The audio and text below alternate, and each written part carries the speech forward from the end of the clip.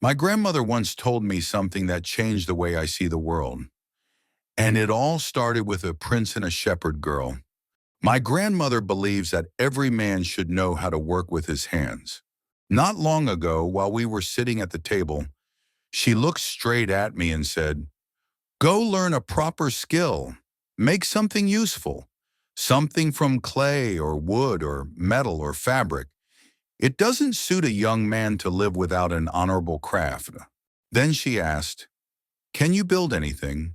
A simple table, a chair, a bowl, a small rug, a coffee pot?" She stared at me with real anger in her eyes. And she said, "I know you want to be a writer. And frankly, you already are one.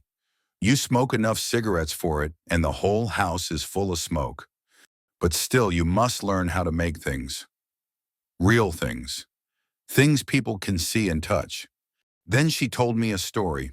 She said that long ago there was a king in Iran who had a son, and this prince fell in love with a shepherd girl. The prince went to his father and said, "My lord, I am in love with a shepherd girl, and I want to marry her." The king replied, "My son, I am the king, and you are my heir. One day you will rule this land. How can you marry the daughter of a shepherd?" The prince said, "I don't know. I only know that I love her, and I want her to be my queen." The king realized that his son's love was true and heavenly, so he sent a messenger to the shepherd girl.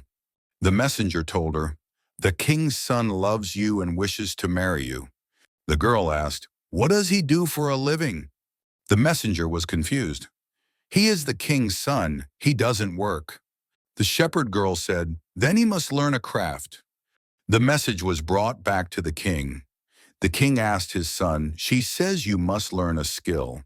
Do you still want to marry her?" The prince answered, "Yes, I will learn to weave reed mats." And so he learned. In just a few days he became skilled, creating beautiful mats with patterns, colors, and ornaments.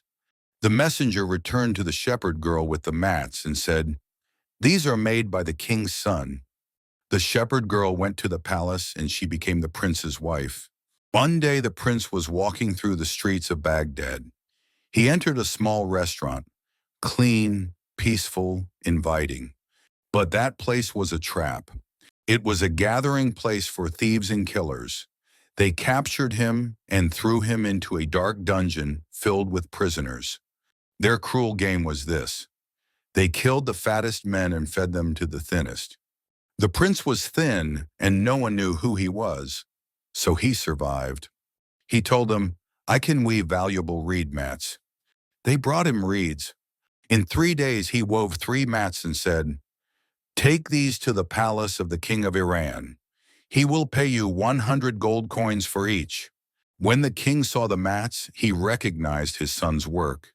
He gave the mats to the shepherd girl and said, "These are made by my lost son." She examined each mat carefully.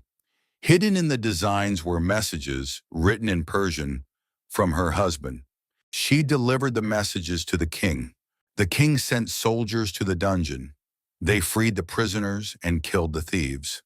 The prince was returned safely to the palace, to his father and to his wife.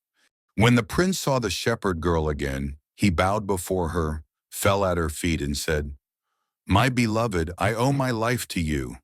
The king grew very fond of the shepherd girl. My grandmother finished the story and said, "Now do you understand why everyone must learn an honorable craft?" I said yes, and I meant it. As soon as I have enough money, I will buy a saw, a hammer, and some wood, and I will do my best to build something simple, a chair or a bookshelf, something real made by my own hands.